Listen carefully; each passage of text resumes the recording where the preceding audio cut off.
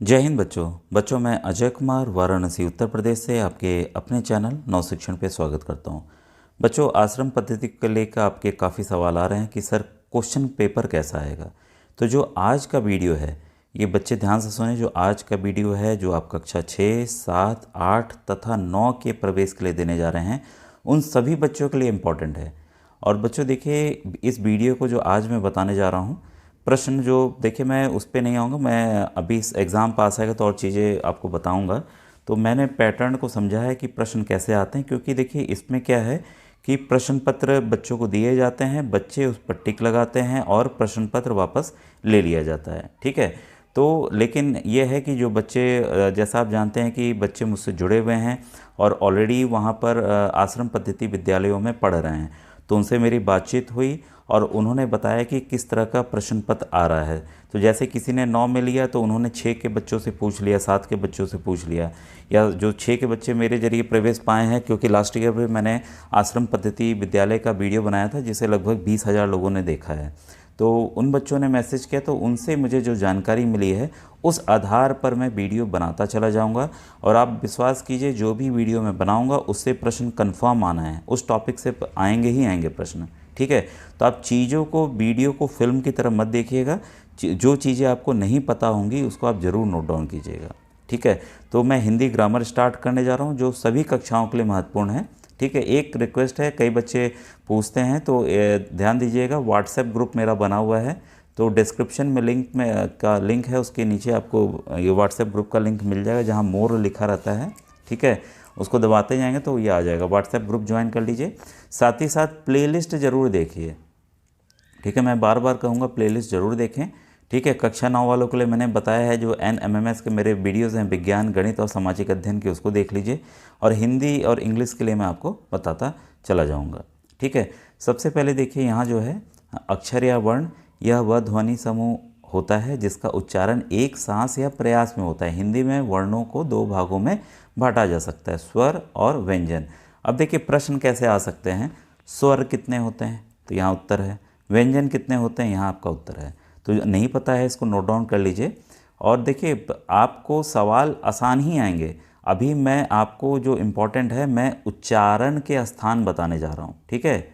यहाँ लिखा है ना उच्चारण, उच्चारण के स्थान बताने जा रहा हूँ, उस पर सवाल आता है।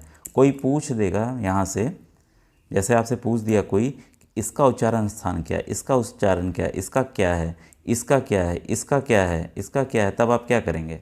ठीक है। तो इस वीडियो को पूरा देखिएगा, स्किप करेंगे तो आपका ही बच्चों नुकसान होने वाला है। फिर बाद में मुझसे पूछते हैं कि सर ये कैसे करेंगे, क्या करेंगे। तो वीडियो पूरा देखिएगा बच्चों। ठीक है। अब ये देखिए इसमें क्या है, जिन वर्णों का उच्चारण किसी दूसरे वर्ण की सहायता के बिना होता है वह स्वर कहलाते हैं। स्वरों की संख्या 11 है। आ ई उ री ए ऐ ओ औ। क्लियर हो गया। अन और अ जो क्रमशः, ये देखिए ये अनुनासिक है और ये आपका विसर्ग है। जो 2 बिंदी हम लगाते हैं बच्चों, वो हमेशा विसर्ग होती है। ध्यान रखिए, विसर्ग व्यंजन है, स्वर नहीं है। ठीक है। ये क्लियर हो गया आपको, ये सब पॉइंट। अब व्यंजन के बारे में आइए। वे वर्ण जो स्वरों की सहायता से बनते हैं व्यंजन कहलाते हैं। जैसे आप क बोल रहे हैं, क, आ रहा है कि नहीं उसमें। अब ध्यान दीजिए, अगर आप का आ रहा है कि नहीं आ रहा है, तो ये जो हैं स्वर जो हैं बिना, ये व्यंजन जो हैं बिना स्वर के सहायता के हम बोल ही नहीं सकते। यहाँ मैंने आपको दिखा दिया। ठीक है। तो ये व्यंजन हो गए, क्लियर हो गया।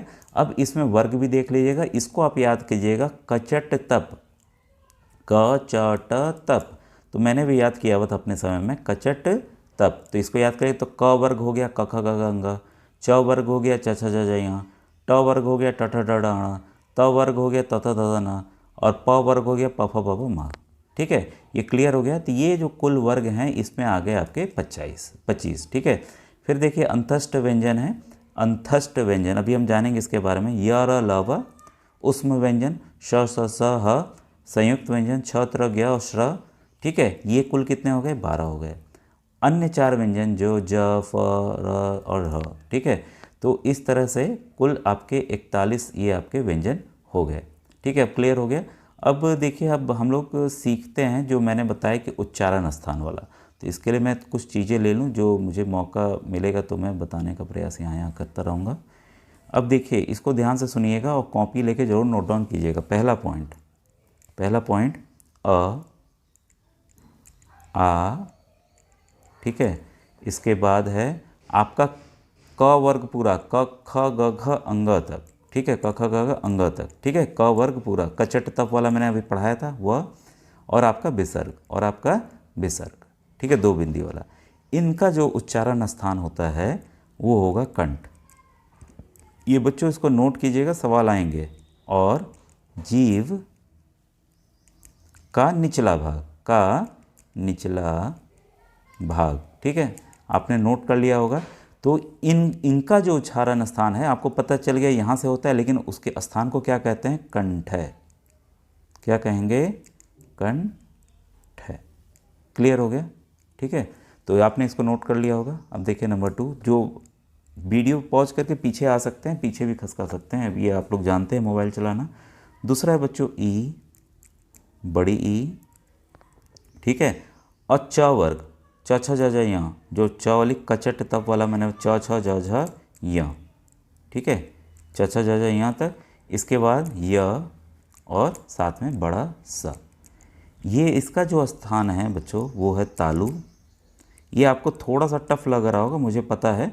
अभी हम आसान वाले भी करेंगे, लेकिन बच्चों प्रश्न आता है तो मेरी मजबूरी है बताना। अगर नहीं पढ़ाऊंगा फिर आप बोलेंगे सर आप पढ़ाई नहीं, ये सवाल आ गया, ठीक है। तो इसको कहेंगे बच्चों, जब तालु और जीभ से हो तो कहते हैं तालव्य। इसीलिए देखिए इसका नाम तालव्य स है, ठीक है, लेकिन इन सब का उच्चारण स्थान क्या है आपका? तालव्य।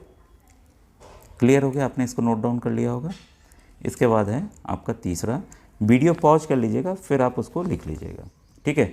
ये है, इसके बाद री, ऋषि वाला री। फिर ट वर्ग, ट ठ ड ढ अण, ट ठ ड ढ अण, ठीक है। फिर आपका ढ, फिर र, फिर बीच वाला स, ठीक है। अब इसको देखिए, बीच इस वाले स को हम क्या कहते हैं? मूर्धन्य स भी कहते हैं, ठीक है। इन सब का उच्चारण स्थान कहाँ है बच्चों? मूर्धा। अब अच्छा, ये मैं बताना भूल गया, जीभ का निचला भाग आपको पता चल रहा होगा, कंठ आपको पता चल रहा होगा, जो हमारा कंठ है, जो गला है, गले से जो आवाज़ आती है वो हो गया, ठीक है। तालु आपका हो गया जीभ के ऊपर वाला, ठीक है। मूर्धा जो खुरदरा भाग है वो वाला हो गया, ठीक है, मूर्धा।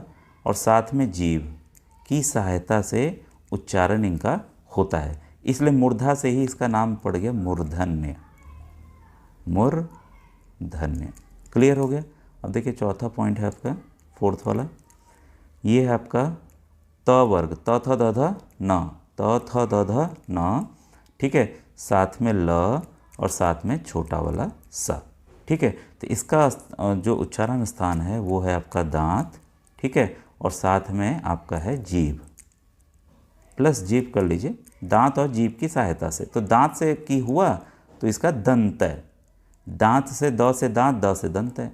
अब ये तो दंतय सा हो गया, इसीलिए समझ गए ना, इसलिए छोटा सा या दंता सा भी इसे कहते हैं। क्लियर हो गया? आपने इसको नोट डाउन कर लिया होगा। नंबर 5 है आपका 5 आएगा बच्चों ऊ, बड़ा ऊ। फिर प वर्ग पूरा, प फ भ भ म, प फ भ भ म, ठीक है। यहाँ तक इसका जो है नीचे और ऊपर दोनों होठ, इसको आप नोट डाउन करिए, दोनों होठ हैं, तो इसीलिए इसका क्या है? ओष्ठय, क्लियर हो गया? उच्चारण स्थान ओष्ठय हो गया। अब देखिए बारी आती है नेक्स्ट, मेरे ख्याल छठा है या क्या आता है हमारा, ये नाक से, ठीक है। अन, अंग, य, ठीक है, अड़, फिर न, ठीक है। ये सब क्या है? नासिका से, नासिका यानी कि नाक, ठीक है। तो इसको कहेंगे अनुनासिक। क्या कहेंगे? अनुनासिक। क्लियर है? आपने इसको नोट कर लिया होगा। नंबर 7 अब आता है बच्चों, देखिए ए और ए, ठीक है। कंठ, तालु और जीभ, ए और जीभ की सहायता से होता है, तो इसको कहते हैं कंठ तालव्य। अब देखिए इसके बाद 8वां ओ, अ, इनका उच्चारण होता है कंठ से जीभ से और ओठ से, तो इसको कहते हैं कंठोष्ठ्य। ठीक है, कंठोष्ठ्य। अब आखिरी है आपका व बोलते हैं, तो इसमें देखिए दांत है, ठीक है, अब जीभ है और ओठ है, तो इसको कहते हैं दंतोष्ठ्य।